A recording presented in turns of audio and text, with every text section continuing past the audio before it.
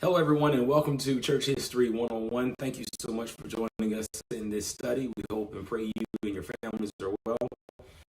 We're happy to be back together again as we consider some of the things that have happened throughout church history and how we can have a better understanding of all that has been done to get us to where we are today. Obviously, Christianity looks very different from the times of Jesus Christ and the first, I won't say times of Jesus Christ, but I should say the early church, the earliest church times.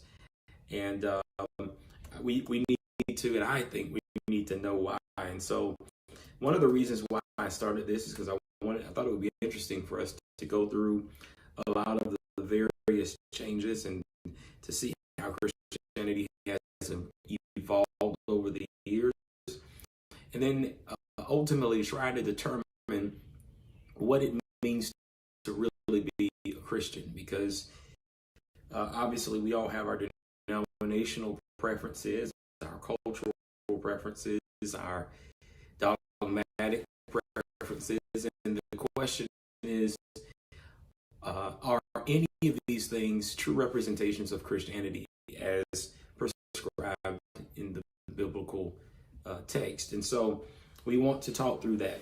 Now, I also want to remind you that we will be moving to a different schedule going forward. We will be moving to a first and fourth Monday scenario.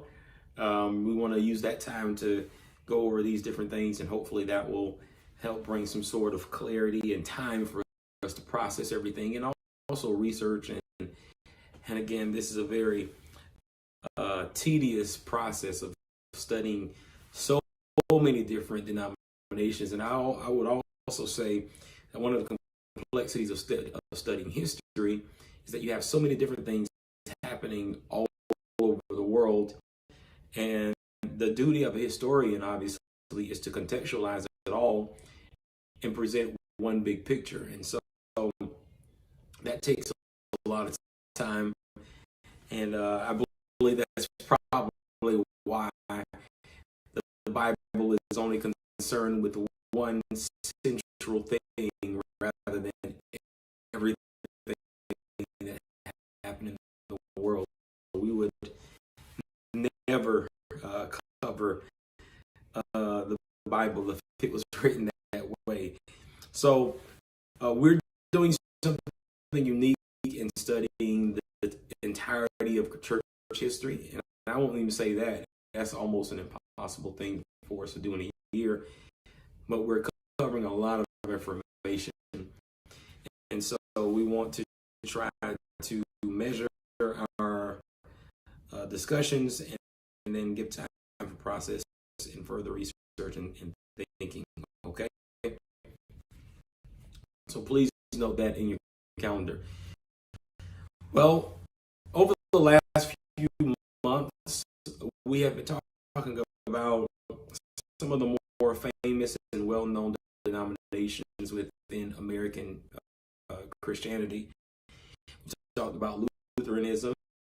We talked about the Baptists. We've talked about the Methodists. We've talked about Presbyterianism. In fact, we haven't talked about the Methodists yet, but we will get there. And the reason why we haven't talked about that is because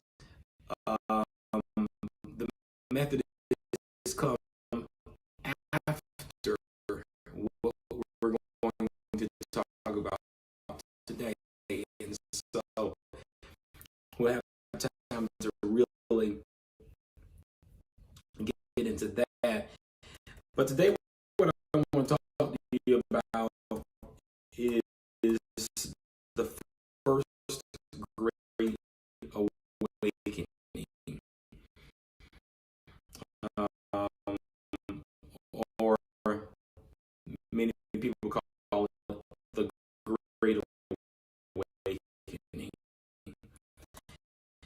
And the reason I want to talk to you about that is because now we're entering into a period where we're starting to see um, the the intersection of the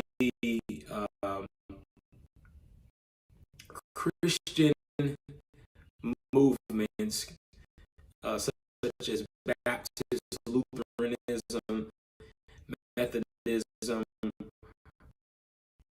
um, Presbyterianism.